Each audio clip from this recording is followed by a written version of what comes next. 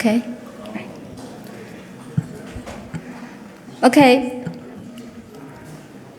So hello everyone, ladies, gentlemen, guests, colleagues.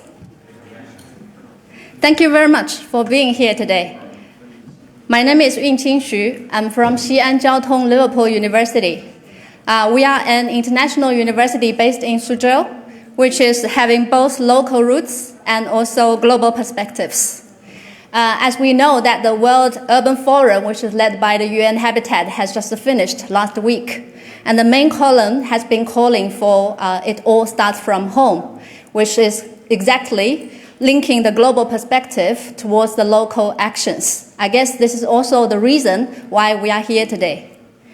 First of all, I'd like to express sincere thank you to WAITRO leaders and organizing committees with the support of G3 as well, that being able to offering us a general support in preparing this session and also providing this excellent exchange platform and collaboration with the global members, partners, and also participants.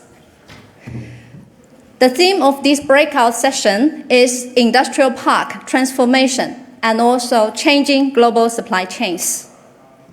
Industrial parks are efficient as they often use the land and other resources much more efficiently and providing more higher outputs in terms of tax, in terms of growth, and also job creations. Industrial parks are innovative as they not only come with a variety of industrial types, development modes, but also constantly explorations, experiments, and various kind of policy innovations to trigger new type of products, services, new mode of business, and also enable coordinated and business-enabling environment and industrial upgrading. Industrial parks are also impactful as they are in forefront with close connection with the global production network to participate in the global markets, as well as radiate wider impacts to the local development with the web of constant interaction of enterprises, governments, and also individual talents. Now, with the expansion of globalization over decades and massive growth in number, in scale, and also outputs of industrial parks, it is critical to explore the experience of its coupling with the global production network and also ongoing transformation towards sustained vitality to better pool assets, talents, knowledge across various fields and localities. It is also crucial to view industrial parks as a potential contributor to regional development, especially facing the recent disruption to global supply chains and also wider risks and tensions as we see nowadays. These are all fundamentally reshaping the organizing of the global economic activities. So new considerations are needed as to how we can redefine and also retain the competitiveness and the resilience of individual companies in the context of regulatory changes, green transition, as well as technological advancements. So today, we have gathered experts of international expertise and also practitioners with rich forefront experience to discuss these issues of our common interests so as to better connect, partner, share, and also inspire each other. So with the audience of global and local innovation family, we are eager to explore together these varied types of innovations that are needed for the time, and also the real impacts by actions that we could consider and achieve together. So today, this afternoon, the session will be mainly composed with two parts. The first will be the keynote speaks and also one panel discussion to be followed. And before that, please allow me to invite the Professor Fei Ma Associate Vice President of Research and Impact of Xi'an Jiaotong Liverpool University, to give us an opening speech. Please welcome Professor Ma.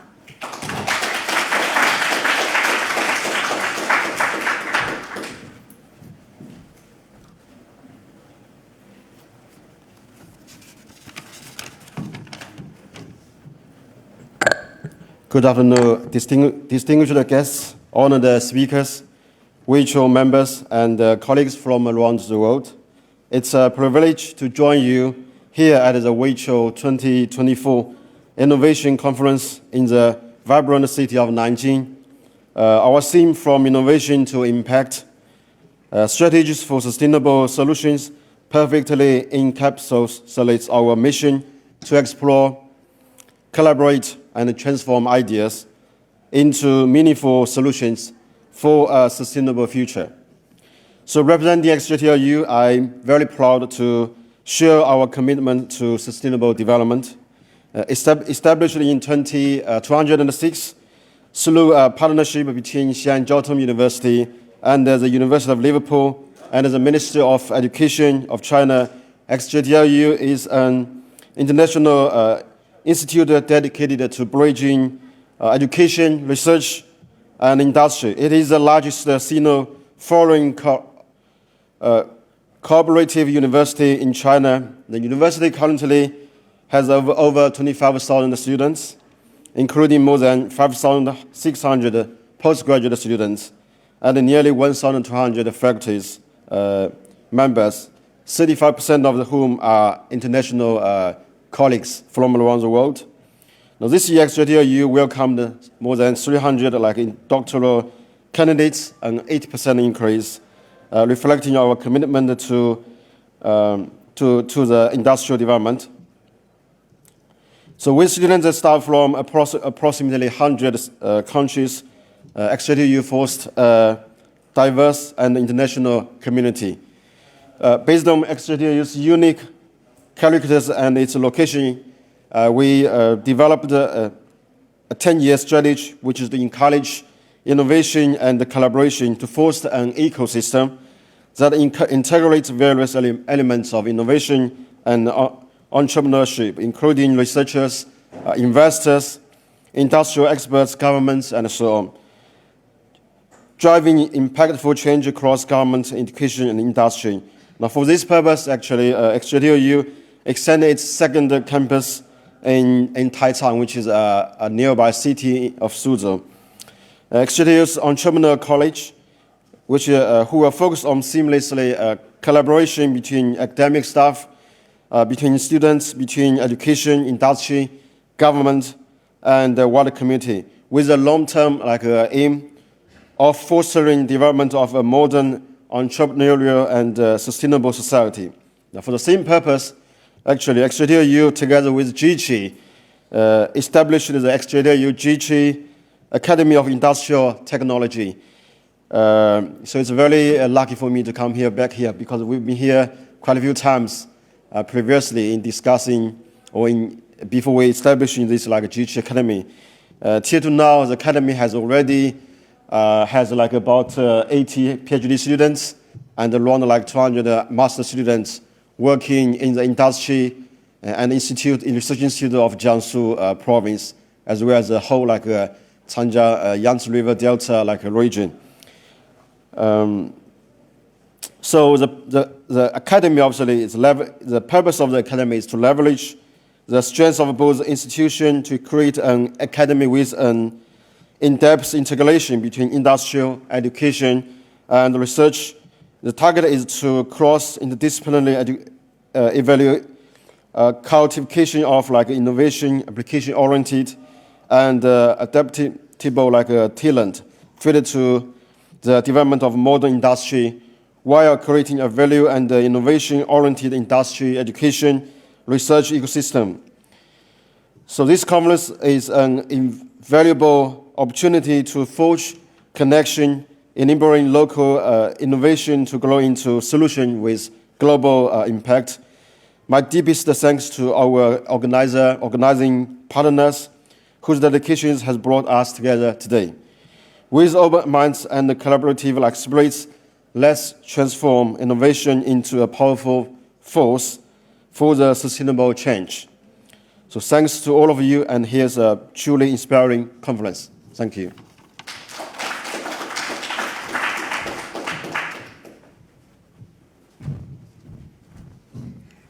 Thank you very much, Professor Ma. And for now, I would like to also invite Dr. Bing from the Department of Urban Planning and Design of Xi'an Jiaotong Liverpool University as well. He could not be on site, but he produced a short video message. Please. Good afternoon, everyone.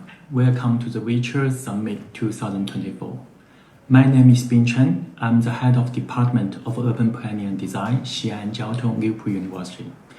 Our university is located in Suzhou Industrial Park, and our department have been actively engaged in the development and planning of Suzhou Industrial Park here. Nowadays, because of climate change and global supply chain change, the industrial park development facing new challenges. So I really looking forward to the valuable suggestions and experience sharing based on this afternoon's discussion, which is about industrial park transformation and changing global supply chain. This is co-organized by our Research Center for Urban and Environment Studies. And I really hope I could be there with you to join the discussion, but due to other commitment, I cannot be there. But I believe Yunqing will facilitate the discussion very well, and you are going to learn a lot from the invited speakers and other Q&A sessions. Based at Suzhou Industrial Park, we really hope one day you can also visit us and bring more valuable suggestions to our industrial park and also our university. Thank you again for joining the afternoon session. Thank you. Bye. Thank you very much, and also a very warm welcome to visit us in Suzhou. Right, so let's move to the keynote speech now. And for the first one, altogether we will have 4 keynote speeches. And the first one, I would like to invite Ms. Xue Han. She is the Executive Deputy Director of Overseas Cooperation Department of NICE China. She will be introducing a lot of their experience and collaboration with industrial parks. So please welcome.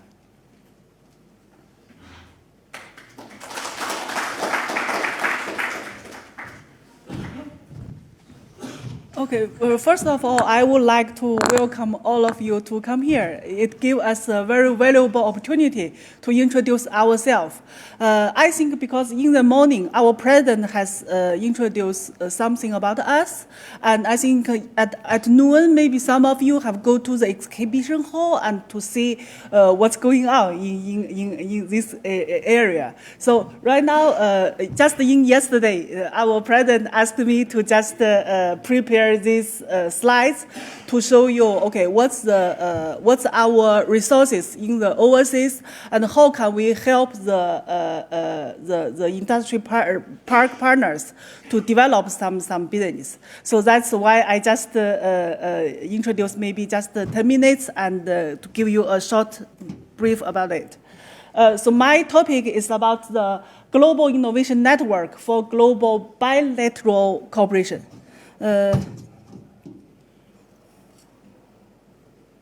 Okay, so far we have established 5 networks. With these 5 networks, we try to help the industrial partners to get the resources such as R&D resources, talents, or some services from the industrial value chain, and also we help the partners to seek some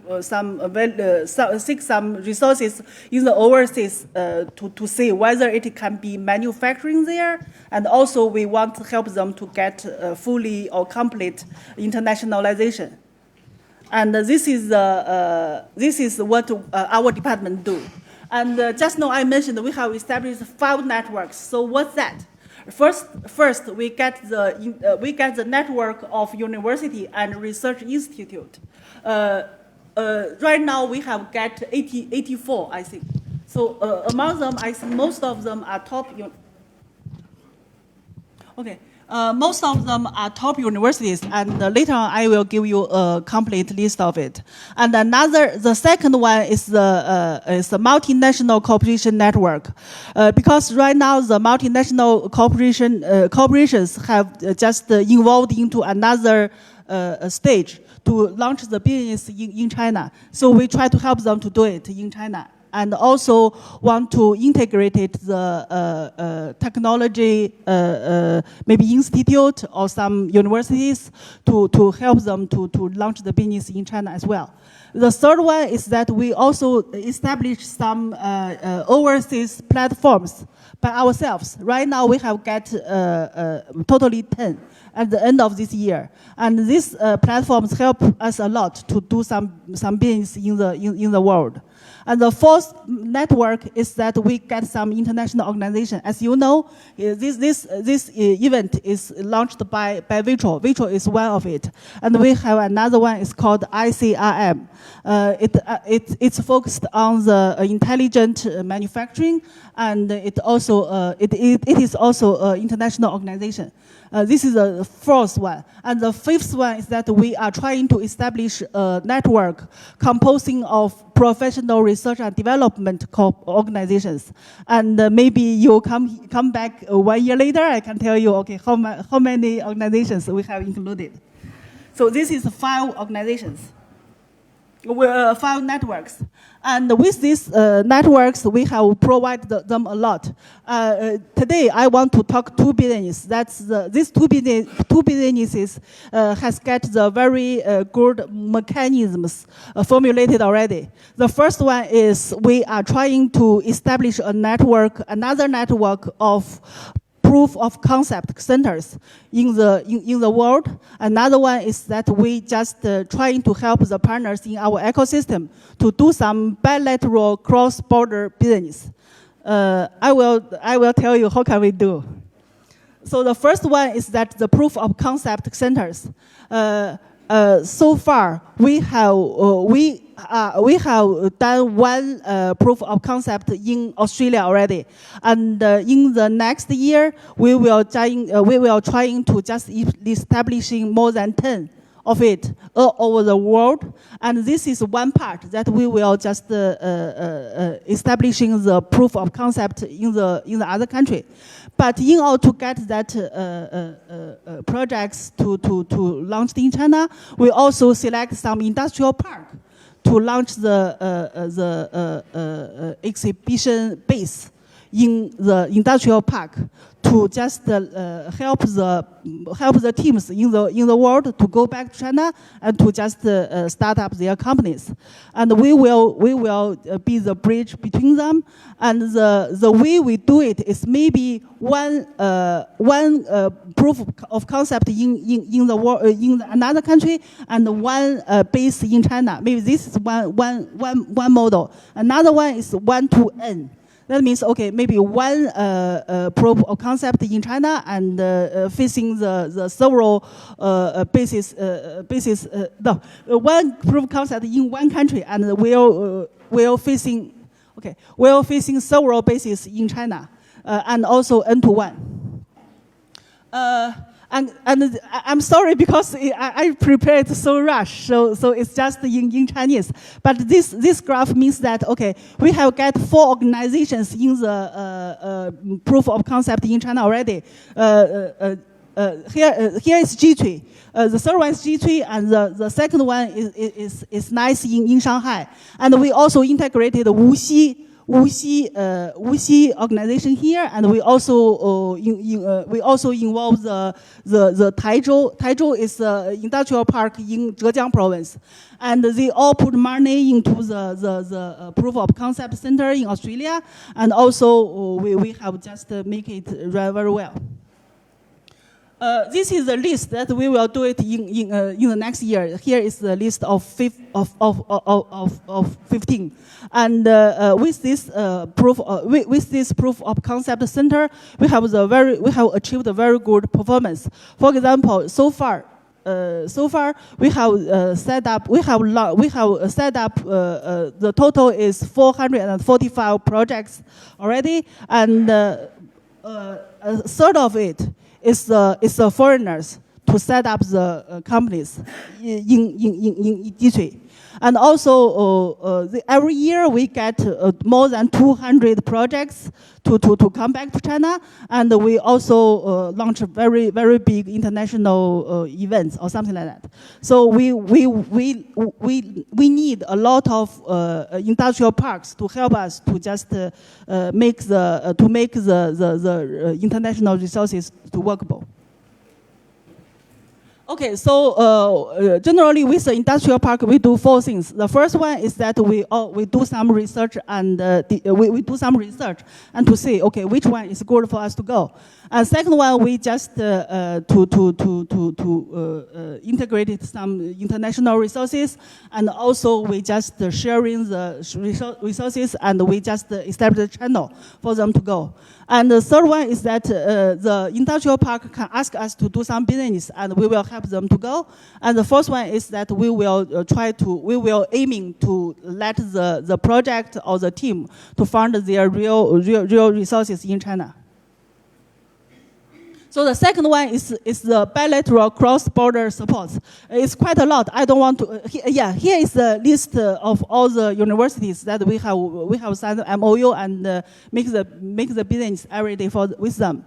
And because it's quite a lot, so I don't want to go one by one. The reasoning for why we can just support the bilateral cross-border support, because we have so many contacts in the world, and all of the contacts generally is about the research and development activities.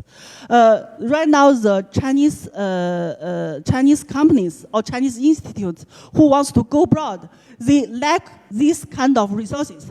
So we try to just get them connected and help them to do some business related with the research and development.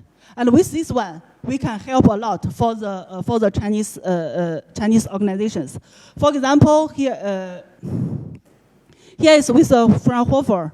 We just help them to get the local connect, and also ask the Fraunhofer to do some research with them, and then the Fraunhofer will offer the credit for the Chinese companies to do some business in the Europe. And for the multinational company, we also help them. We also ask them to just open their distribution channel or something like that to the Chinese companies for them to go abroad.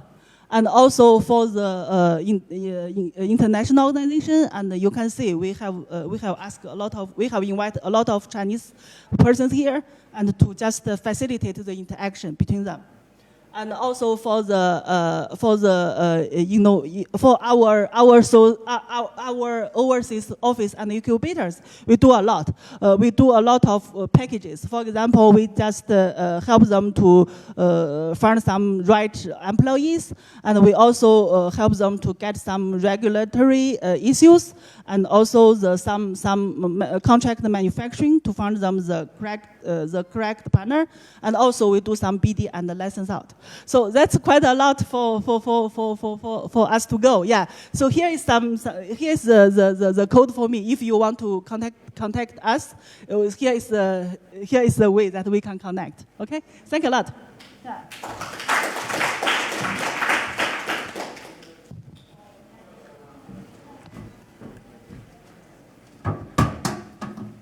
Thank you very much, Ms. Xue. So it's good to know that you have developed such a wide network.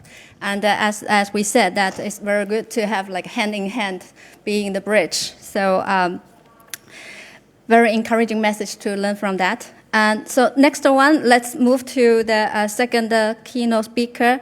I would like to invite Professor Henry Yong he's the distinguished professor at the Department of Geography, National University of Singapore. As a leading academic expert in global production networks and the global economy, his research interests cover broadly on transnational cooperation, Eastern Asian firms, and also developmental states. He has published over 110 papers and is the first geographer based in Asia who have received both the 2018 American Association of Geographers Distinguished Scholarship Honour and also the UK's Royal Geographical Society Murchison Award 2017. So it's a very great honor to have you here. And Professor Young will be speaking about restructuring of global production networks and the future of industrial parks in East Asia. Please welcome.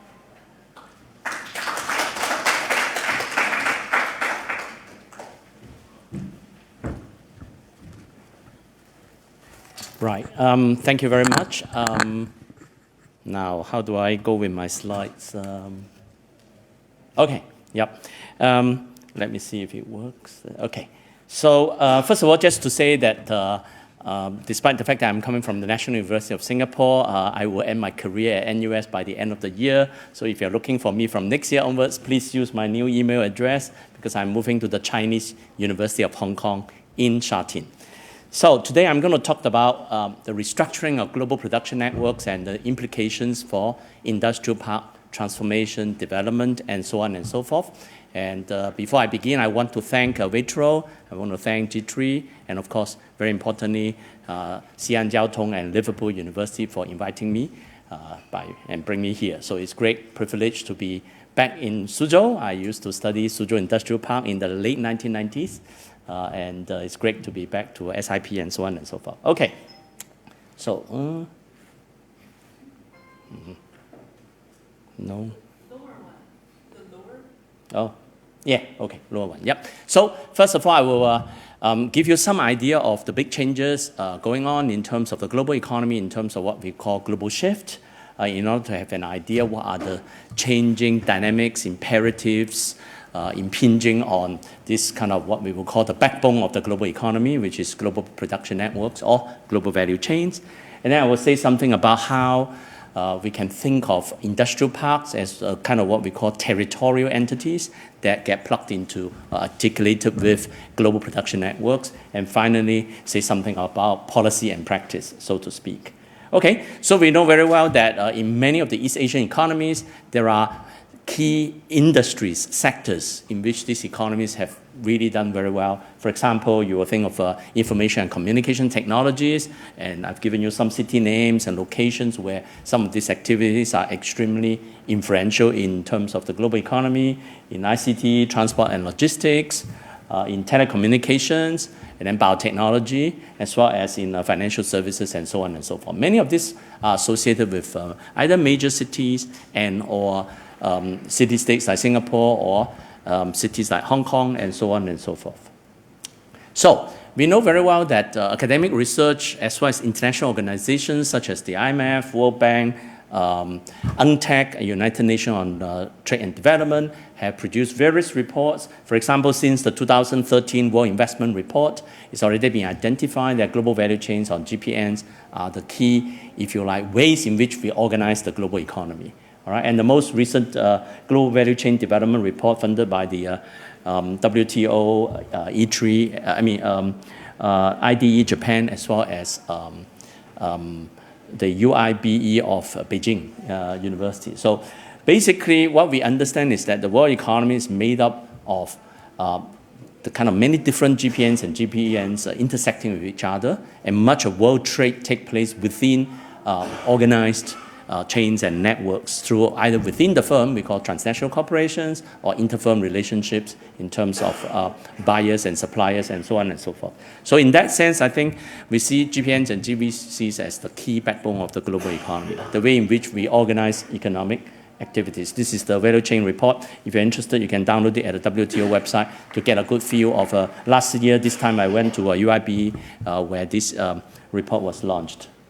Now, this map is a bit older, before the pandemic. It shows you, of course, the great importance of major pillars in the manufacturing world, whereby China, Germany, the United States, and other parts, Japan, and so on and so forth, play very key role in terms of the level of participation in manufacturing activities. Here today I focus on manufacturing activities, not on say services and other kind of activities where industrial park play a tremendous role. Yeah? So when you have a few of the major so-called centers of industrial production, you will naturally ask the question, where are they located, how are they organized, and what are the key players in those kind of activities. So this is, in a way, how we can think of the major shift taking place in different parts of the world. Of course, we are in China now, and one of the major centers, or the World Factory, as we commonly know of it. In the previous Global Value Chain Report 2019, at the bottom, we will already see some significant shift in terms of the mapping. You will see in terms of what maybe I focus on more complex global value chain activity. Complex means production activities that need to be broken down to many different parts. So for example, automotive industry, smartphone, PCs, those are much more complex GVCs compared to say making of your shirt or t-shirt or your sports shoes, so on and so forth. So in terms of the more complex GVCs at the bottom, you will see significant shift over time between year 2000, where Germany, Japan, and the US play a big role. By 2017-18, China, Korea, and TA have, I think is Chinese Taipei. China Taipei have emerged as major center of industrial activities in the more complex global value chains or global production networks. So basically, this gives you some idea of the major shift in economic activities towards East Asia, broadly considered. By East Asia, I mean Northeast and Southeast Asia. So I hope this gives you some idea of the changing shift in global production networks. Now I'm going to kind of pull it down to specific industrial parks, kind of what we will call territorializing industrial activities, all right? So conceptually, we see this, and in this body of work that I'm associated with in global production networks, the book I've co-authored with Neil Cole, published 2015 with Oxford University Press, we have outlined, later on you will see some figures, how these kind of activities can be conceptualized. The idea is that different parts of the GPN or GVC activities can be kind of pulled down to specific territories, industrial parks in this case, which are able to kind of what we'll call couple with global production networks. So typically you think of the kind of Apple, Foxconn, TSMC kind of relationship. We use the term or the concept strategic coupling to refer to how local actors connect with global imperatives. So that process, we call it strategic coupling. And it kind of helps us to understand how specific areas, urban or industrial areas, get developed and change over time. The changes come from some of these coupling activities, so to speak.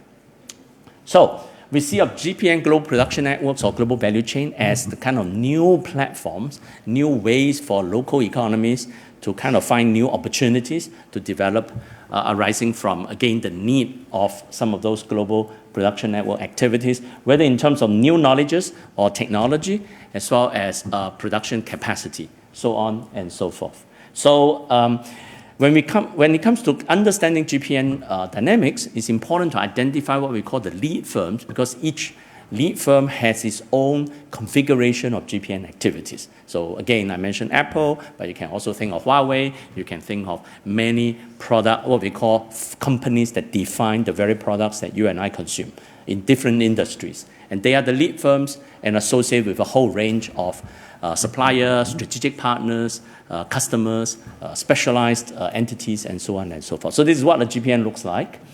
However, when a GPN gets kind of territorialized, there are two dynamics at work. So there is what we call a territorial dynamics. This is really what industrial park can do a lot, industrial park organizations, whereby, you know, at the territorial level, through infrastructural development, through incentives, through policy, you're able to kind of create territorial advantages specific to your area, so to speak. However, you should not also forget that just because you have done what you need to do, there are also network dynamics at the second level that needs to be understood. Because in other words, whatever you do within the park, it has to also fit into the imperatives of the specific global networks or value chains you're looking at. So in other words, you need to understand the importance and the needs and requirements of the lead firms and their partners, which are outside your industrial area, and in order to kind of bring those activities into your area. And they are concerned with a few factors. Cost efficiency, which many of us know of, but it's not about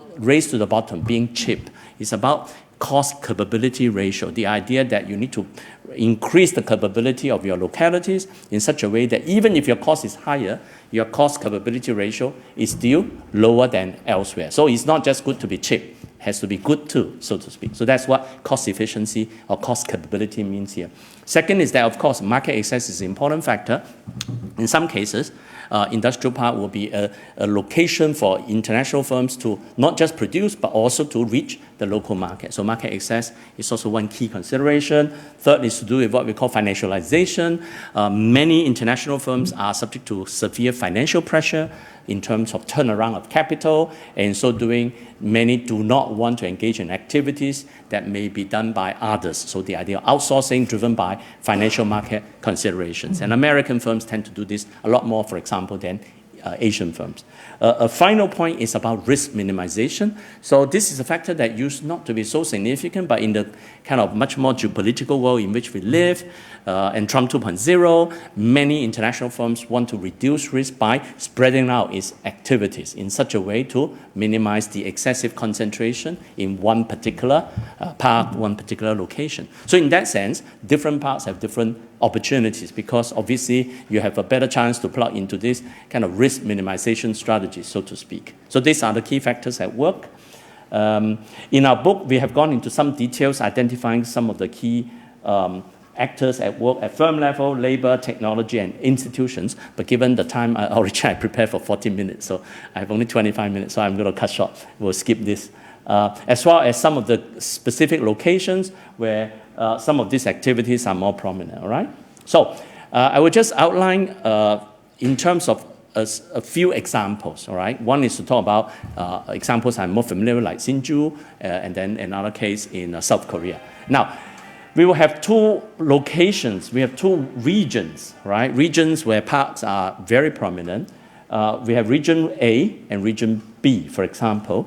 And when region A want to specialize in particular industry, it may, if you like, push some activities to move over to region B. So this is a conceptual level. I show you how it looks in terms of a map. In a paper I published in Regional Studies, I've tried to make the connection between what's called Silicon Valley on the left and Taipei on the right, all right? And in this case, actually Hsinchu, using specifically one example, which is Hewlett Packard, HP. So HP, as you know, is from Palo Alto in Silicon Valley, but its activities in Hsinchu, in Taipei, would help itself to build its own GPN or global production activity. So this is how GVC, GPNs connect different regions, different parts of the world together, yeah? So conceptually. Now, I would just start with the example of, in this case, smartphones. If you think of your smartphones, this is how many of the industrial parks in different parts of the world gets plugged into the smartphone global production networks that some of you are probably very familiar with already. So you've got Samsung in terms of its own brand. You've got Foxconn, who's involved in Apple's production network. You've got Google, which is more the operating system, as well as semiconductor products like Intel, TSMC, Qualcomm, and including at the bottom, ASML that makes the machine, that makes the chips that go into your iPhone, and so on and so forth. Now, as you can tell, China used to be not so big in terms of mobile phone manufacturing and exports in 2007 to 2017, when China became very, very significant, all right? And Vietnam also grew substantially from nothing to become very significant because of Samsung's activity in Vietnam. So later on, you'll see some example of Samsung as well, all right? So this is the example many of you will have seen, Foxconn's tremendous impact in the location where it's present, whether in Shenzhen previously, and then Zhengzhou, and returning to Zhengzhou now, and of course, the large employment as well as supply network clustering around Foxconn's activities in those parts of the world. This is what an iPhone looks like in a particular format older days, and the different parts and components that go into the iPhone. And from the map, we will see how iPhone's production kind of connects different parts of the world together. And this is where industrial parks and territorial locations can plug into, find ways to enter into iPhone's production activities. All right? This is just another way of representing it. Now, I'm going to go to some specificity. So in my recent book, 2022, Interconnected Worlds, with Stanford University Press, I have made this image to show you how chips and their design and manufacturing from Silicon Valley on the right to, of course, in Hsinchu, in Taiwan, as well as manufacturing in Shanghai and Chongqing, we have brought all of these different parts of the world together to connect from chip design to chip manufacturing to then, of course, mount into the printed circuit boards that then go into the assembly of the phone, that then go into the consumers like you and me. So this is how graphically, this is a simple one, by the way, and it doesn't even represent all of the stuff that go into your phone. It's just a simple way to show how different locations, which can be R&D parks, can be industrial parks, get involved in the production of one activity. Now here I go into more specificity in terms of the chips that go into your phone. And this is TSMC's Taiwan Semiconductor Manufacturing Company's wafer fabrication plants. We call it fabs in short. And some of the major ones, particularly the most high-tech ones, are in Hsinchu, of course, where Hsinchu Industrial Park is famous for, as well as in Tainan, opened more recently in Tainan Science Park, which I will show you on the map as well. These are, on the right-hand side, are the older fabs locations, means less technologically advanced. So this is how, again, in this case, Taiwan's industrial parks get developed through, of course, heavy investment in the past 20, 30, 40 years. Visually, you will see the Hsinchu Industrial Park over there, as well as the new Thailand fab in the southern tip of Taiwan, not too far from here, right? So as you can tell, this is how some of the activities in the case of Taiwan's Hsinchu Industrial Park, which is well known for being the kind of pioneer in high-tech development in East Asian economies, develop. And of course, there are other kinds of science parks within Taiwan's context. But very importantly, I think Hsinchu Industrial Park has given Taiwan tremendous technological lead because it represents at least 10% of Taiwan's industrial high-tech products. So that's extremely important from a kind of economic planning point of view, as well as, of course, hosting some of the world's most important semiconductor manufacturers today, TSMC and United Microelectronics, UMC, and some of the other entities. So this is just by way of one example, but one of the key points I want to make here also is to do with people.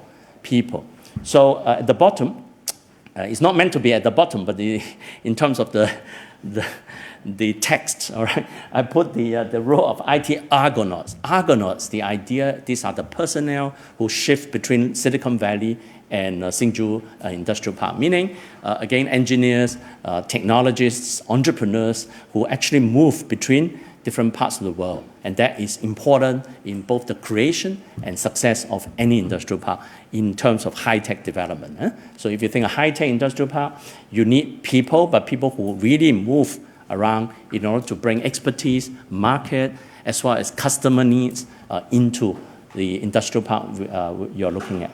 Okay, so that's the Hsinchu case, TSMC being part of so-called Apple production network, so to speak. Now I give you another example, which is Samsung. All right. So if you look at Samsung, it's not just your TV, not your refrigerator, but also in terms of the making of chips. So Samsung is very, very strong in what's called memory chips. And what I want to show you will be a few specific locations whereby in South Korea, Samsung is able to kind of really develop very, very big entities. So in this case, it's more like one firm that is very big in the park, rather than a park that hosts multiple firms, so to speak, all right? So this is your Galaxy phone, older version. Actually, I've got the newer ones, but the slides have been fixed. So you will see Samsung is in Seoul within the sort of broader provincial area called Gyeonggi area. But what's in the picture is what is called Samsung Digital City. Is in Suvong, about an hour south of Seoul. And that is an enormous area whereby Samsung is the dominant center. So you can see the entire Samsung there. the twin building and the circle part is where the Samsung mobile division is located. I had the fortune of going there and do quite a lot of interviews with senior vice president and higher at Samsung mobile devices. So, and that area is, if you like, the origin, both the design and early manufacturing of Samsung phones, means the so-called mother version. Before then is sent to Vietnam for further manufacturing. So this is, again, a city that has devoted a substantial chunk of its area to Samsung campus, so to speak. So this is another example of a very sort of one lead firm dominated landscape. And of course, Samsung has moved its mass manufacturing of phones to Vietnam, and in particular Hanoi area, northern part of Vietnam on the north. And from there, again, you will see that part of Vietnam benefit tremendously, in this case, from both Samsung's phone manufacturing, but also the display manufacturing, as well as the R&D activities that are associated with, in this case, Samsung's global production network. So I hope I've given you some flavor of how some other parts, I mean, it's no point for me to talk about Suzhou Industrial Park, where you know extremely well, but to give you some other examples. And now let me say a few words about policy and practice. Now, as you can tell, the world is not getting more stable, I'm afraid, all right? So we have very substantial geopolitical tensions going on in the world. We actually have wars going on in the world. And in that sense, this is not going to be an easy time when it comes to making economic progress and, if you like, capturing more value in global value chain or global production networks. However, on the other hand, technological competition proceeds irrespective of whether the world gets safer or not so safe. Why? Because it's always in the firm's interest to break through new technologies in ways that then help them to capture more value in terms of new product or new process, and so on and so forth. In the ICT industry, in the AI, digital, EV, semicon, these are the frontiers of those kind of activities. So in other words, technological competition is happening big, intense, but it will create opportunities for many, if you like, parks and locations to plug into global production networks. However, there is also a drive to reduce, as I mentioned earlier, over-dependency on one particular so-called location, and hence the idea of decoupling, reduced dependency, in this case on China, may be an issue that kind of work against capturing, attracting more investment, so on and so forth. But then it remains a question. Even if you want to reduce dependency on China, where do you go? How else you can go? And so on and so forth. So these are the issues at stake for, if you like, policymakers. From my point of view, my own research experience says that it's not possible for any territorial entity to take the entire production network. Generally speaking, very few places, countries, national territories, or parks can have the entire so-called value chain. It doesn't make sense. It's far better to specialize in high-value niches, parts of the value chain. So in that sense, localization and nationalization of production networks, to me, doesn't work. I don't believe in nationalization of the entire production network for whatever political reason. I think economically, we will see some movement from China-centric to what's called China Plus, +1 or +2 configuration of GPN activities. China is just too important as an industrial base, as existing strong production ecosystem, and of course, as a big market for any foreign production firms and so on to move entirely out of China. There are those, but those are probably due to cost pressures rather than other kinds of entities. And so I think it's important to then develop what's called a pro-ecosystem approach. In other words, to consider specialization of niches within global production networks, and also then to develop local capabilities to kind of engender or support those kind of activities. What are some of these pro-industrial park growth policies may look like? I think for example, I mean, the earlier keynote speakers' work in terms of building all those linkages is extremely important. I mean, when it comes to cooperative industrial ecosystem development, which indeed, NICE, that's right. NICE is doing a nice job, right? Yeah, wonderful. But also, of course, more work needs to be done in terms of promoting existing inter-firm linkages, as well as intersectoral linkages, which require, again, institutional efforts, whether at organizational or institute level. Second is that, of course, it's useful to develop niche policies which promote again, that kind of coupling through information, through, again, dialogues and events like this to help industry and other players to get together, because it's through those kind of activities that firms can get to know more other possibilities and hence involved in development activities. Finally, is to talk about technological innovation. I understand technology is very important both to the particular event organization, G3, for example, as well as, of course, in this part of China where, of course, the Jiangsu and Changjiang province area has been at the frontier of technological innovation in this country. So the idea is that should technology as well as technological promotion be limited to domestic firms only? Now, this has always been a perennial problem. In Singapore, we always have this difficulty of how much Singaporean firms we should promote, right? How much we should devote resources to domestic firms vis-a-vis foreign firms. As you know, Singapore takes a much more open-ended view on this. We are much more in favor of promoting both national as well as foreign firms. So in that sense, I think the idea of ownership restriction when it comes to promoting technological innovation may be also problematic in the kind of world of global innovation networks. You need to promote far more than just domestic players. You need both.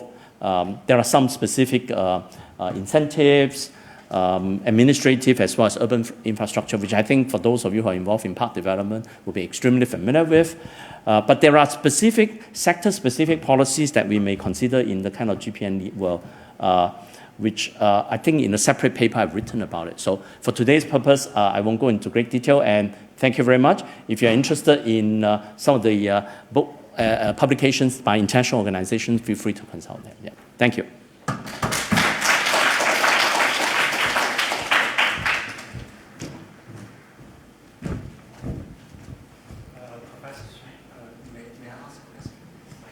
We will have panel discussion, so it will be time that we can have discussion. Is that all right? Okay. And thank you very much, Professor, for your inspiring and a wide visionary talk. I think it's very, very insightful in a way that on one side that we're actually looking from the by understanding the benefits of the connectivity around the world, that the industrial sector, the firm, they can actually make use of it by reducing risk, by minimizing costs, but also maximizing their opportunities. But at the same time, it's also important for localities to think about how actually by understanding the needs of the firms that they can actually maximize the potential collaboration and also even the creating new paths for their localities. So from that sense, I think it's a very good message to learn from you. Thank you very much. And now let's move to the next speaker, Mr. Chen. So I would like to invite Mr. Chen Qining. He is the director of SCP Consultants. Actually, he has a very, very rich experience over 30 years or so. And he has been one of the founding planners engaged with the planning of Suzhou Industrial Park. And also after that, he has been leading his firm to go around China and also many other countries to bringing that experience and also localize into their local contexts. So I would like to invite him to give us a talk. So this time we're going to narrow down and we'll look at a specific case about Suzhou Industrial Park, a case study of 30 years of continued growth and innovation. Mr. Chen, please.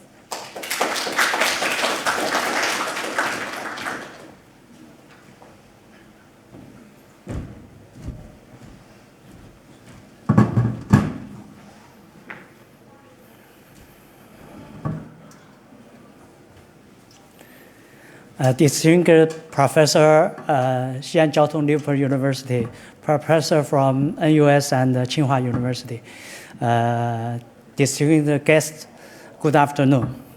It's a great pleasure and honor to come to WAITRO's 2024 summit to discuss the development and the transformation of industrial parks and the changes in global chains. I'd like to thank Xi'an Jiaotong Liverpool University for providing this opportunity to share the development and the innovation of Suzhou Industrial Park over past 30 years. It is also a great learning opportunity for me, which makes me very fruitful. Just now, Professor Yang explained the characteristics of industrial development flow from global perspective. Suzhou Industrial Park, I call SIP, is exactly an example. The Professor Yang is talking about the network. I'm talking about the nodes in the network. Over the past 30 years, SIP has participated in the global industrial division of labor and successfully attract more than 5,000 foreign investor projects. SIP has become an important link in the global supply chain and the global value chains. I'm Qinin Chen from SAP, a planning and consulting firm with our global headquarters in Singapore and our China headquarters in Suzhou. We have branches in Beijing, Shanghai, and Chengdu. We are mainly engaged in strategic planning, urban design, and attract services of industrial park. We have served many industrial parks in more than 10 countries. In the past 30 years, I am involved in the planning, construction, and consulting service of SIP. Today, I'm here to share my experience gained during the development of SIP. Suzhou Industrial Park is a corporate project between China and Singapore, which is also a real transnational corporate development mode in the world. Singapore, which was founded in 1965, has been transformed from a poor and backyard country into one of the richest and the most competitive countries in the world. China's reform and opening up in 1978 draw lesson from the experience of Singapore attracting foreign investment and developed 4 special economic zones.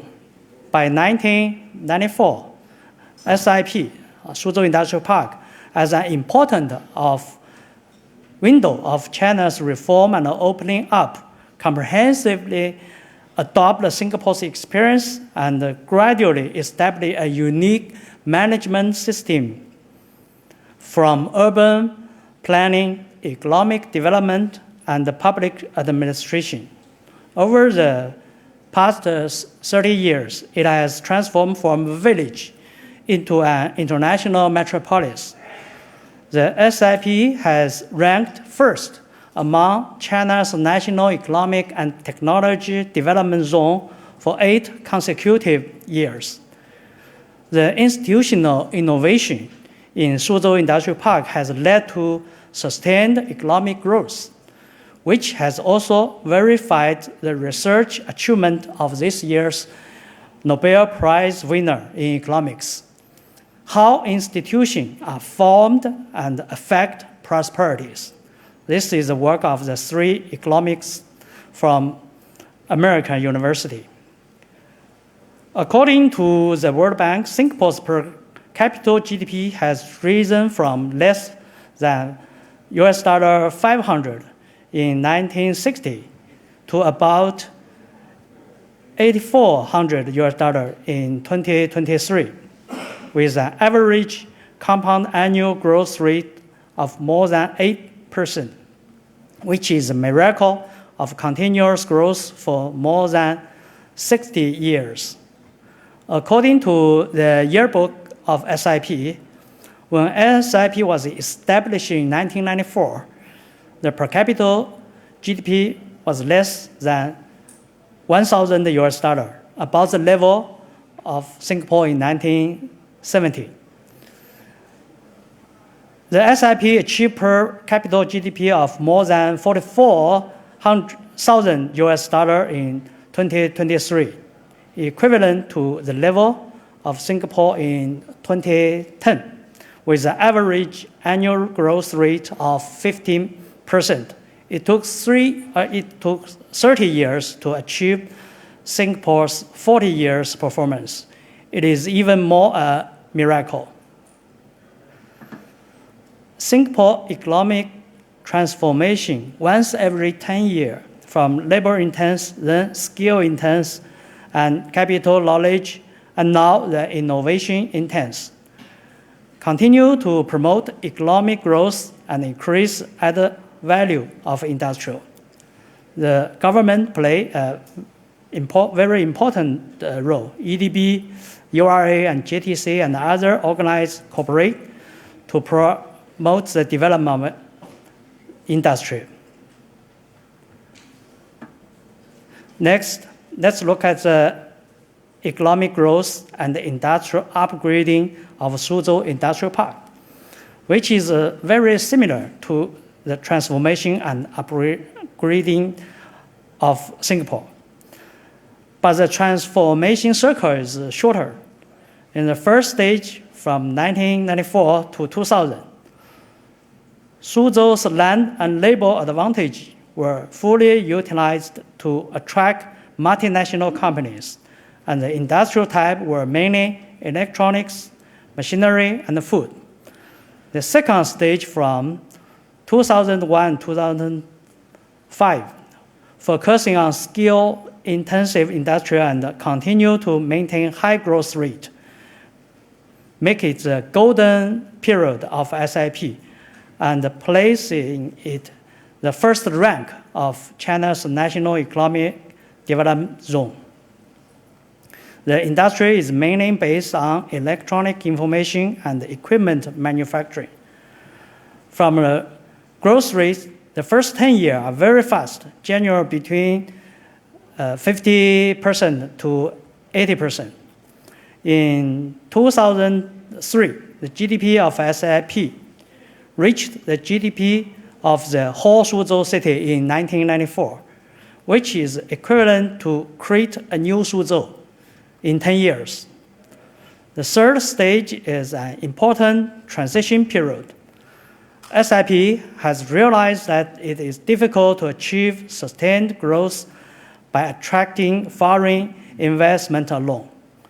The focus has shifted to the attracting universities, research institutions, and incubating the high-tech industry with a focus on biomedicines and nano industry. In the fourth stage, the knowledge-based industrial stepped on the historic stage, and the strategy of attracting talents was implemented. Artificial intelligence industry has become a new hotspot. At present, it is in the fifth stage, facing the future and leading development with innovation, followed the trend of globalization and regionalization to go out.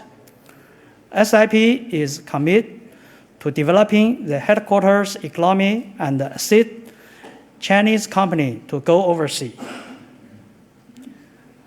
Take a look at the location. Suzhou Industrial Park is located in the west of Shanghai.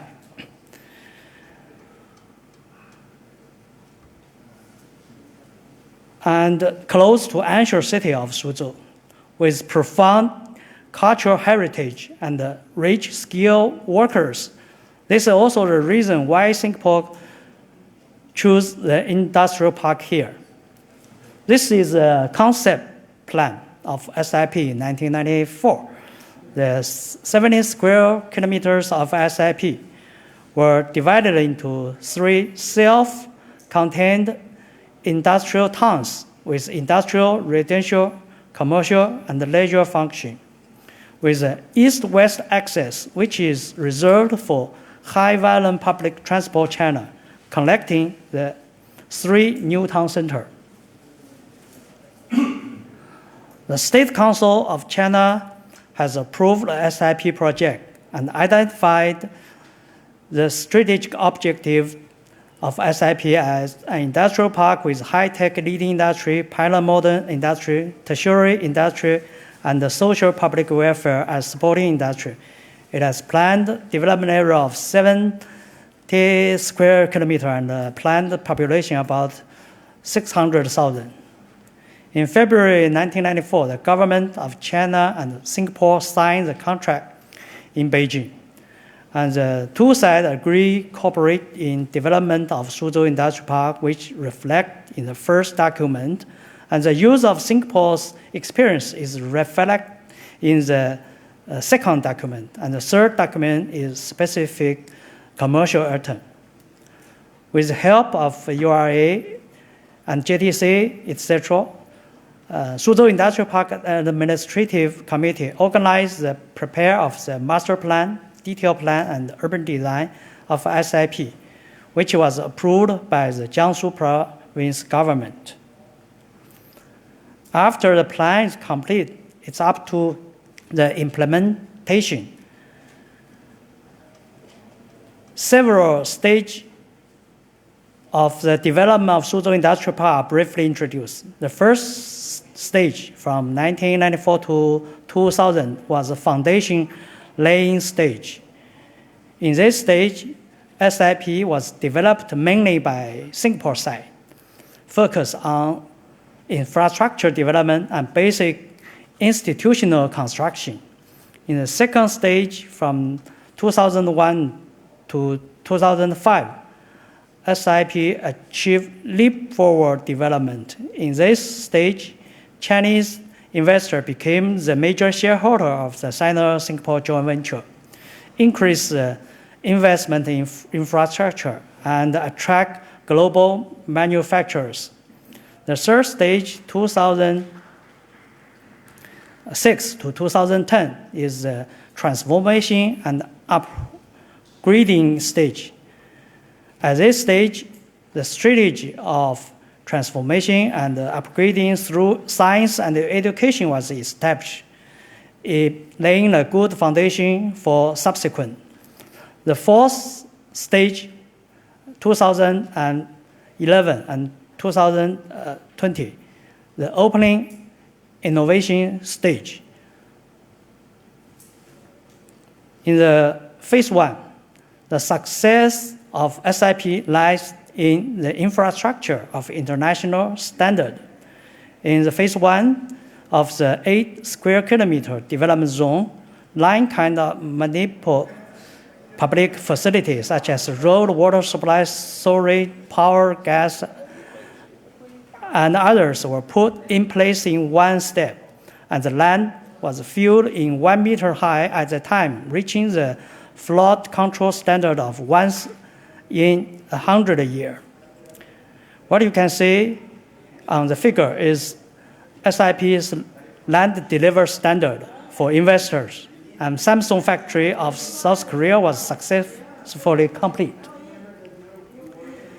In order to get investors to start production as soon as possible, SIP built standard factory building and rent it out to manufacturers. Many investors are also willing to produce in the standard factory first, familiar with the local environment. If the production skills expands, and they will buy land to build their own factory.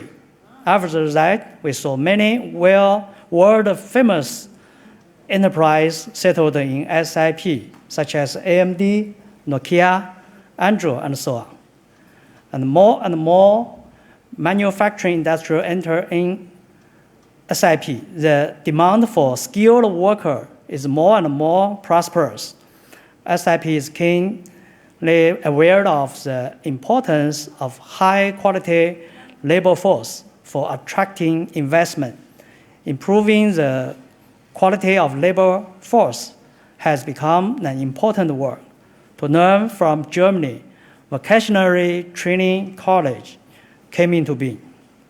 With the increase of population, SIP began to build public housing near factory. According to the experience of Singapore HDB, SIP developed an affordable house system to meet the housing need of people in industrial area, reduce the amount and the distance of commuting, and realized the integration of industry and the city. At the same time, the neighborhood center has been developed to meet the daily business need of community with a radius of 500 meters. And the kindergarten, primary school, and the neighborhood park have been developed near the neighborhood center to meet the education and the leisure needs of the residents. Further, SIP developed Jingji Lake Scenic Area, promote the development of tourism and the development of the area around the lake, and form a world-class waterfront city environment to improve the environmental quality and image of the SIP. In summarizing the first phase of SIP, Li Kuan-yew said the SIP has successfully learned from Singapore's experience, maintain a high level of urban planning and management, and maintain the confidence of multinational customers, and joint venture between the two sides. The China-Singapore Suzhou Industrial Park Development Company has worked efficiently and is a unique experience. The three red keynotes reveal the three elements behind the success of SIP: urban planning, pro-business philosophy, and institutional innovation. The second stage, 2001 and 2005, leapfrog development. In 2001, the development of second and the third district of SIP was officially launched, and the 5 townships around the Sino-Singapore Cooperative Zone also accelerate the speed of development and investment promotion. It should be noted that the main task of these 5 townships in the past was land acquisition and relocation. The speed of economic development in all SIP has reached the highest level in the history. In 2003, the main economic indicators of SIP reached the level of Suzhou in 1994. In 2001, China joined the WTO, and the amount of contract foreign investment attracted by SIP reached a record high. The information technology industrial park has urged in a number of high-quality enterprises such as Hejian Technology, Infinix, and so on. The SIP logistic park and the export processing zone are developed rapidly. All this shows that SIP's supply chain is accelerating its integrations into the global production system. With the development of the manufacturing industry, product R&D and software development also began to sprawl in SIP. And CPEC, Suzhou Industrial Park and Ministry Committee, actively developed the International Science and Technology Park and nurtured the startups. This has played a role in promoting development of SIP's electronic information industry. The International Science and Technology Park has attracted 60% software development and 19% of IC design enterprise in Suzhou. In order to achieve the long-term development of SIP, build an innovative park and cultivated high-tech talents, CPEC was planning to establish a graduate town at that time, attracting world-renowned university to run a graduate school in SIP. The foundation was laid on August 2002. President Zhu Qinshi of University of Science and Technology of China attended the meeting. The USD of China is one of the first universities to hold a graduate school. Later, Suzhou University and Xi'an Jiaotong Liverpool University also enrolled the undergraduate here and expanded into a higher education area. The process of economic takeoff of Suzhou Industrial Park can be seen from the growth of the mainly economic indicators of Suzhou Industrial Park from 1994 to 2007. Taking the total amount of import and export as an example, SIP was almost zero in 1994, and after 6 years of accumulation in the first stage, it reached $3.7 billion in 2001. From 2001 to 2005, it developed rapidly, increasing by more than 10 times. It reached $40.6 billion in 2005, and a peak of $56.9 billion in 2007, before being affected by the global economic crisis in 2008. The third stage, from 2006 to 2010, this is the transformation and upgrading stage.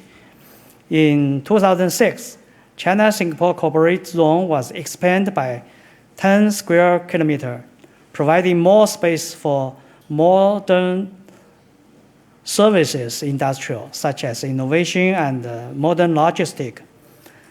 After the global financial crisis in 2008, SIP was affected, but it quickly reversed the situation and returned to the high growth. In 2009, the full indicate was exceed 100 billion RMB. SIP has completed a new version of a master plan, proposing a series of plans such as comprehensive transformation, manufacturing upgrading, doubling of service, industrial, and technology leapfrog. In order to ensure the smooth customs clearance and improve the logistic efficiency of enterprise in SIP, SIP established the Shanghai Suzhou Direct Port. That is, the port can be extended from Shanghai to the inland SIP. In 2002, SIP tried out SZV Fast Customer Clearance Mode, which extends Shanghai's international airport to Suzhou, greatly shortening the logistics time and making the park have a virtual airport. SIP also links the Taichung Port and the Yangsan Port, forming a virtual seaport. Suzhou Industrial Park has established China's first comprehensive bounded zone.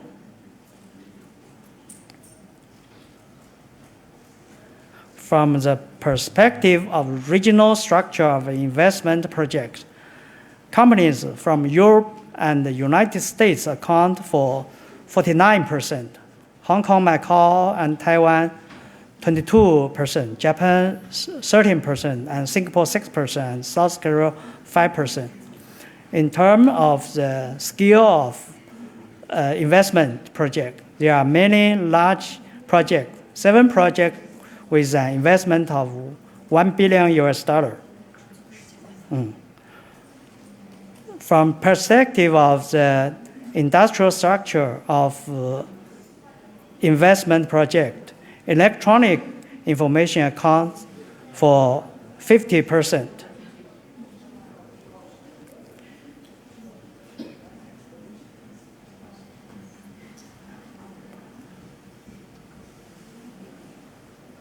The development of manufacturing industrial to a certain stage, industrial upgrading is very critical. The development of innovation and the modern services industrial will help the high end of the manufacturing industrial, promote the rise of strategic emerging industrial. In order to occupy the industrial highland, SIP actively promotes R&D and service outsourcing industrial, accelerate the development of nanomedicine and the new generation of information technology industrial. With the rapid development of the modern service industrial, SIP focused on the development of 6 service industrial clusters.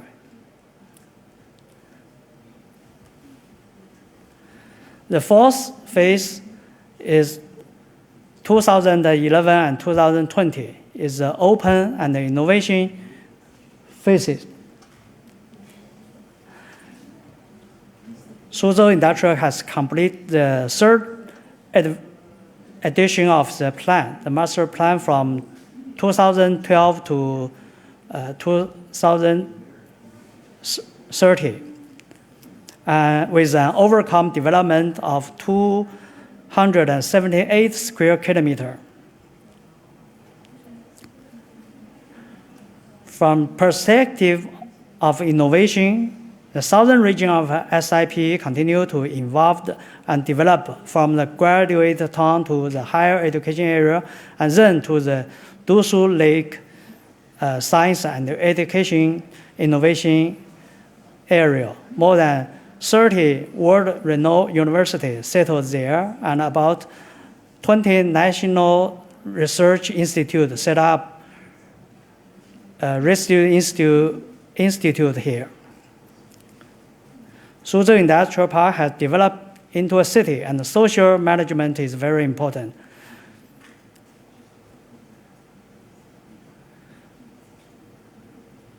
SIP is becoming more and more mature, and the experience of the park is spreading to the outside world. And Suzhou Industrial Park has promoted its experience in more than 10 cities across the country.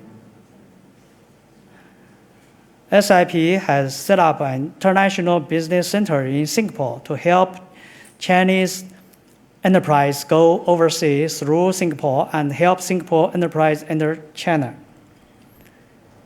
Here's a summary of the experience of SIP. SIP development mode that is first build infrastructure and a business environment, attract industrial enterprise to settle in, bring population increase, carry out residential constructions to meet people's housing need, then develop commercial facility, radiate the surrounding area, and finally support the development of innovative industrial to form sustainable economic growth. The 3 important components of the so-called park experience is planning, software, and investment promotion. Just a day before yesterday, the 25th meeting of China-Singapore Suzhou Industrial Park Joint Coordinate Council was held in Singapore, attended by Vice Premier Ding Xuexiang. The meeting praised SIP's development pace of openness and innovation integrate, innovation and industry integrate, and industry and city integrate. It's hoped that the park will be developed comprehensively in the field of green sustainability, digital economy, biomedicine and healthy, China-Singapore International Corridor, and the service industry in the future.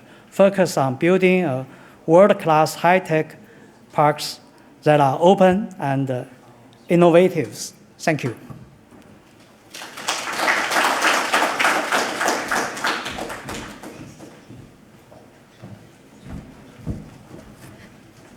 Thank you very much, Mr. Chen. And I know it's really extremely difficult to unfold like a 30 years experience within like 30 minutes or so.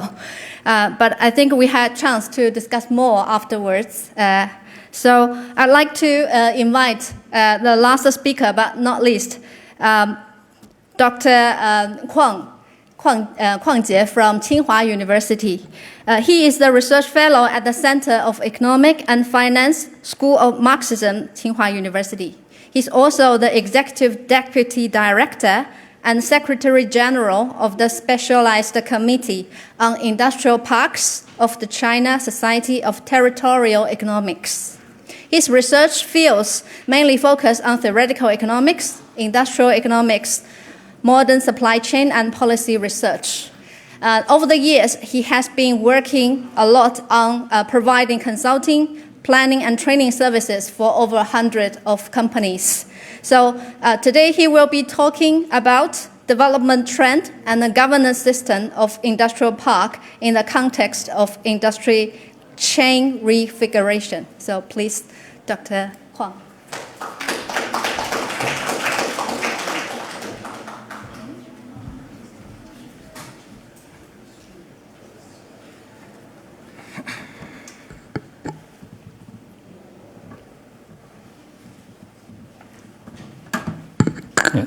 Ladies and gentlemen, good afternoon. It's my pleasure to have a speech here to talk something about the industry park.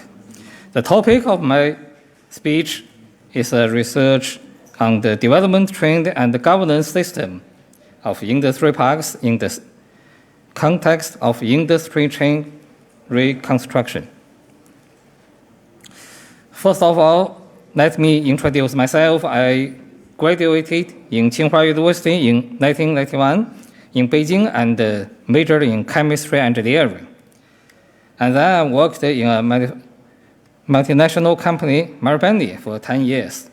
And I studied MBA course in University College Dublin in Ireland, Europe, in 1994.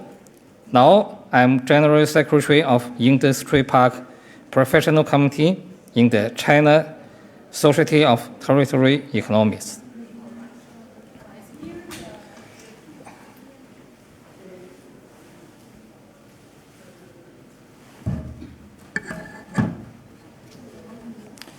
So let's industry parks may have born in the United States. In 1951, they Stanford University in California. It's maybe the world's first modern industry park, Stanford Industry Park, later developing into the world's largest electronics industry based Silicon Valley.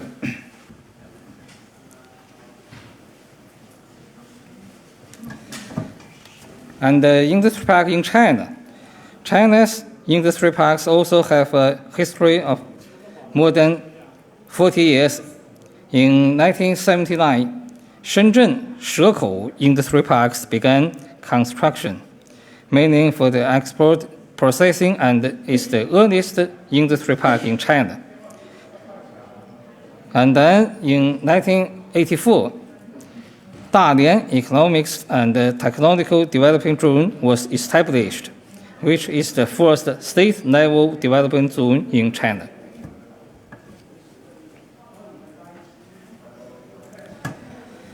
So let's talk about the 5 stages of development process in the industry park. Just a short scanning. First stage, industrial intensive parks with the single function. And the second stage, industry parks under the paradigm of functional zoning. And then the third, industry parks under the paradigm of industry-city integration. And then now maybe the stage 4, multifunctional complex parks. And then we will to see the next, maybe the next stage, the creative and the intelligence complex park.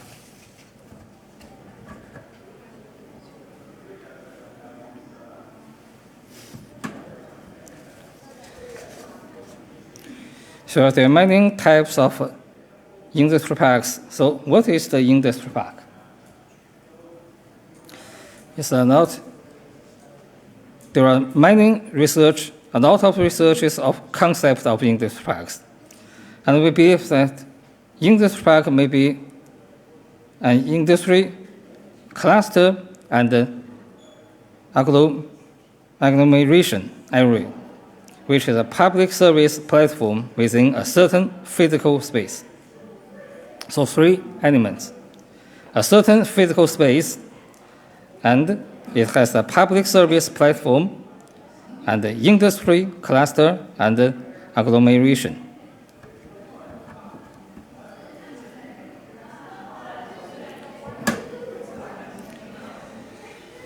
So why industry chain reconfiguration? Let me see some following items.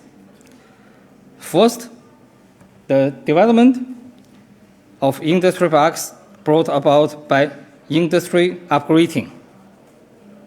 With the development of the economics, China's eastern coastal area as industry-intensive, land resources are tight, and labor costs are high, so labor-intensive industries are gradually shifting to the central and the western regions.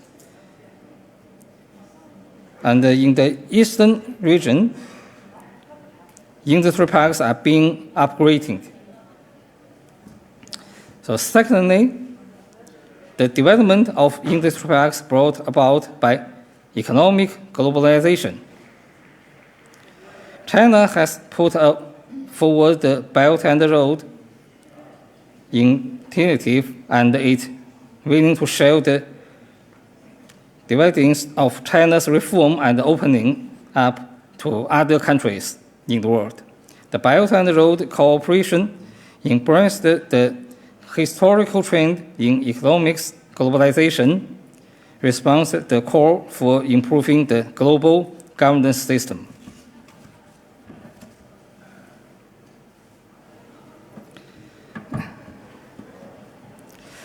Since the beginning of the century, China has set up many industry parks overseas, especially in Southeast Asia. The example is the higher leading global home appliances manufacturer started the construction of a new air conditioner industry park in Thailand. It covers an area of 320,000 square meters, with planned annual output of 6 million sets of air conditioners.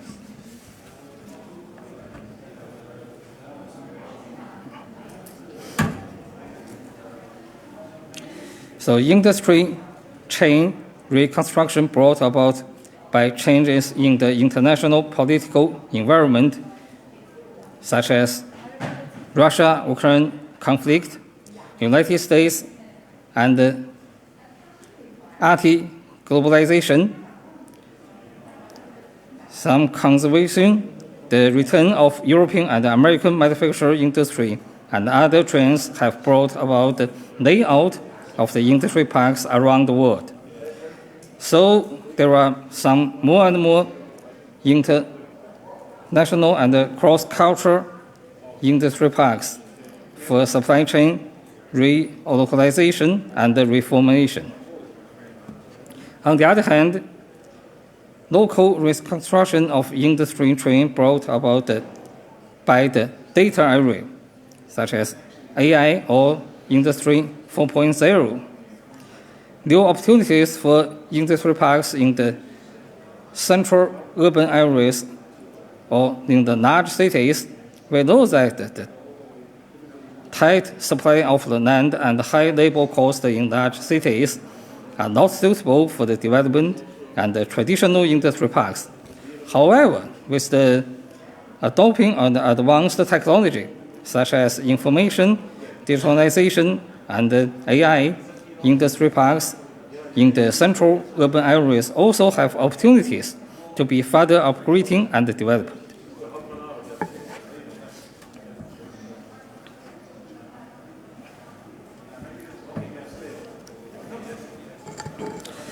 Now let's look at what the factors of production.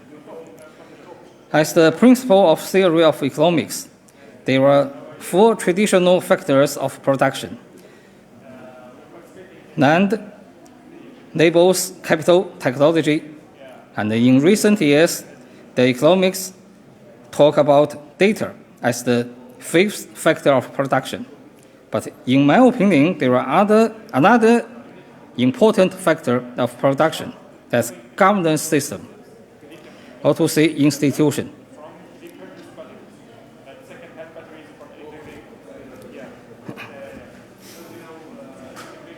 So let's look at the governance system or institutions in the industry park.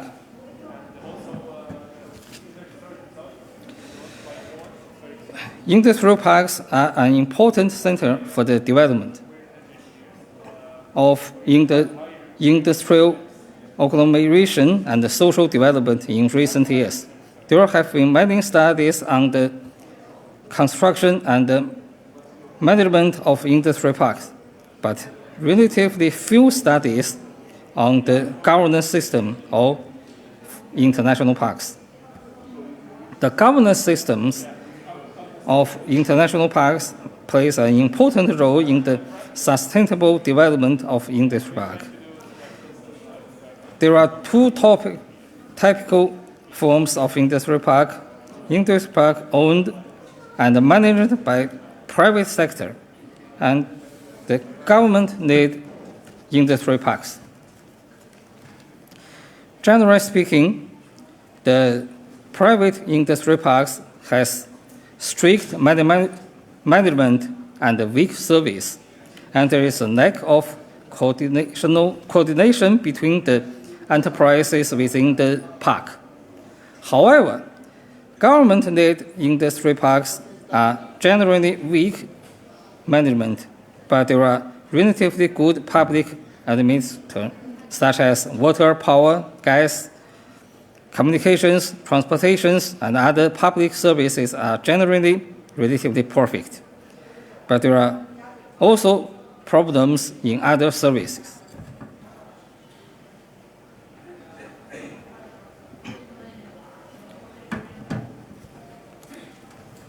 Also, there are 2 operating models of industry park: the management of company plus property development models, and the third-party operating company models.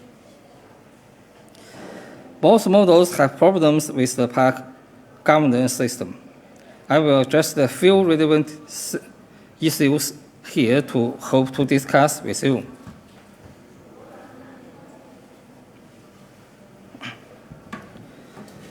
Now let's talk about the conflict of problems on the governance system in the industry park.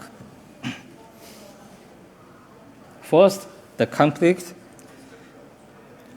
management between the management committee and the development company. That is the private owner. The corporation must hope that the park can attract enterprise and hope to provide low-cost properties and high-quality environment.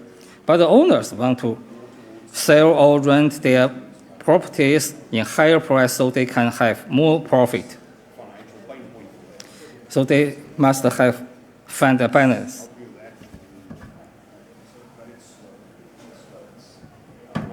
The second is the third-party operating company model. The conflict between the operating company and the government-based owner. Third-party operating companies make a profit by earning rental income, and the park owner government base needs to look at the development of the park from a broader perspective.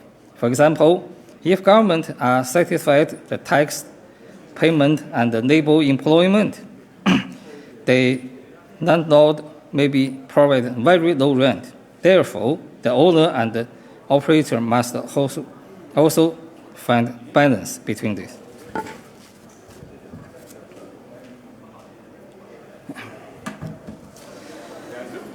Third, the conflict between the industry parks and the community.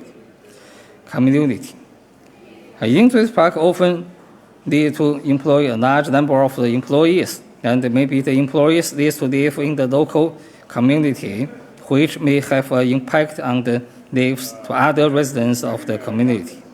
For example, younger employees may prefer heavy mental music, which community residents may be ordinarily prefer to create nice, peaceful, and comfortable environment. The conflict between them. The fourth, various contradictions and problems within the park. For example, overtime work. When company receives orders, they often require employees to work overtime, which may violate local laws or maybe living habits.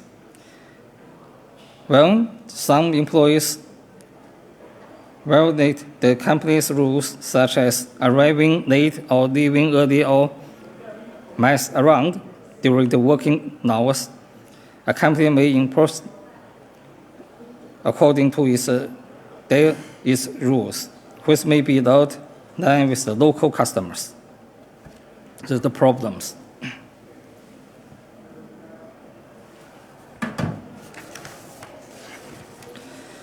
Therefore, we need to study the system of industry park governance.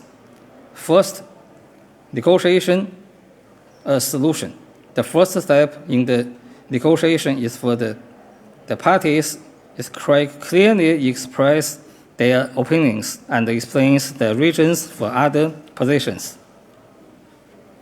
In this way, all parties can fully understand each other's their demand and find a reasonable solution. Second, collaboration enable cooperations.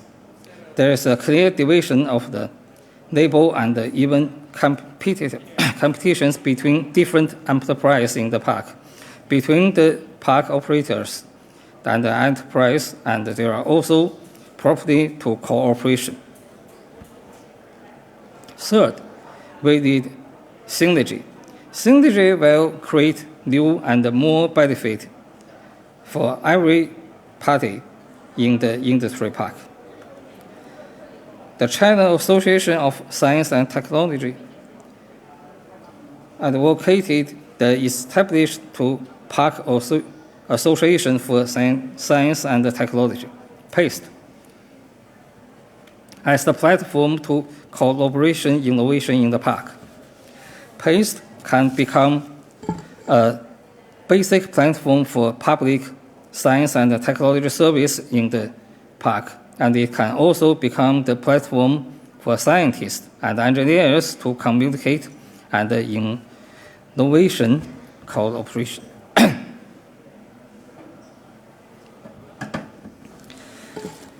China has put forward a theory of improving the whole process people's demography system. And the park governance system, we think, the whole process people's democracy governance system are the best way among the park owners, operators, business owners, managers, enterprise employees, and even the residents of the communities where the park is located. So as summary, we think the park's governance system based on collaboration, consultative participation, and synergy, which the common interest are the best governance system.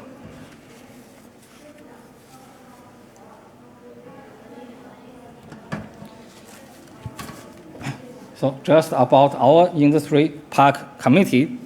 Our committee is a member of China Society of Territorial Economists and owned by China Association of Science and Technology. Thank you.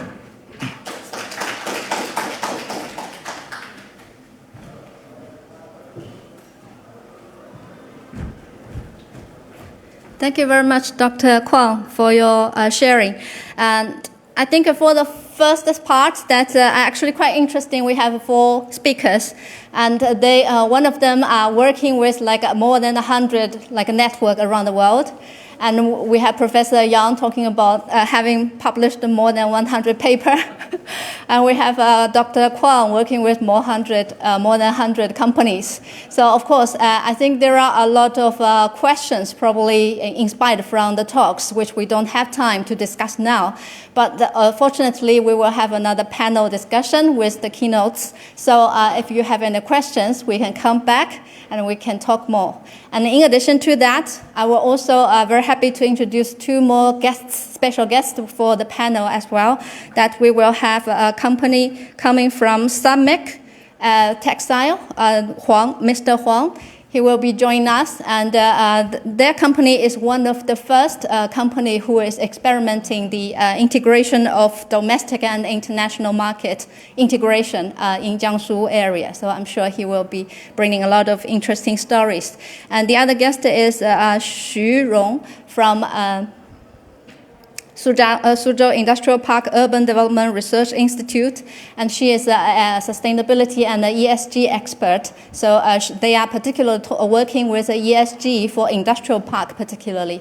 So for the next session, we're going to have more discussions. So please bear with us and also bring your questions with us.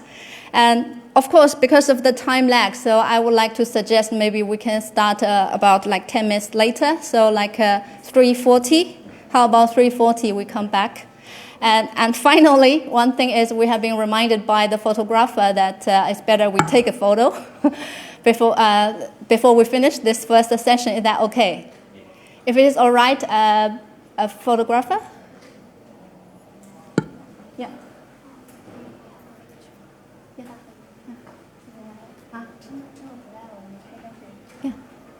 这样就可以，就拍，先拍。OK， 所以我们怎么看？